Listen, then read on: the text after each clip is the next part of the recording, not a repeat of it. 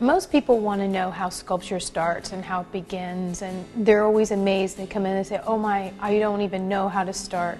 And that is difficult because no one teaches that.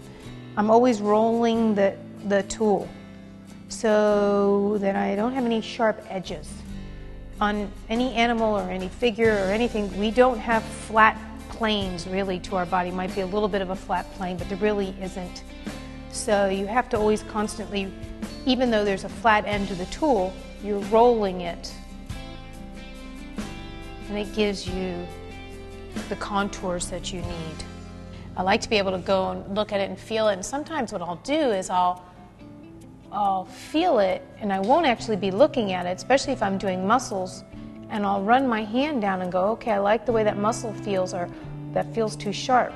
And I'm not actually looking at it, I'm using another sense, which is my sense of feel. And then when I see that spot, then I'll look at it and go, oh, okay, I see what's wrong.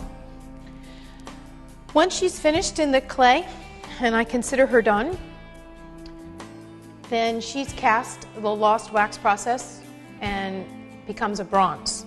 So the process, what happens next is that they'll cut her apart and they key it, kind of like a jigsaw puzzle. She might be cut like this so you know exactly where to put her back together.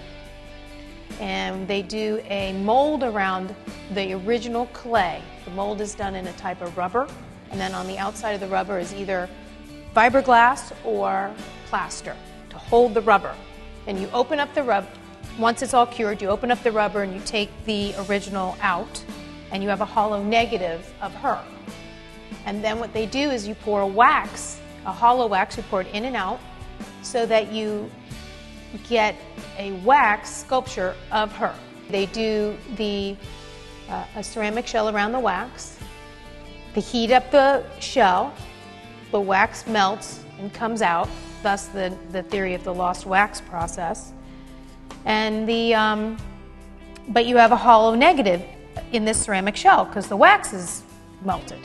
In that hollow negative, molten bronze is poured into that space. Then the ceramic shell is cracked off, and you have an exact duplicate of her in bronze in sections. Then they weld it all back together. They do a sandblasting, patina is the color, and she's mounted and she's ready to go.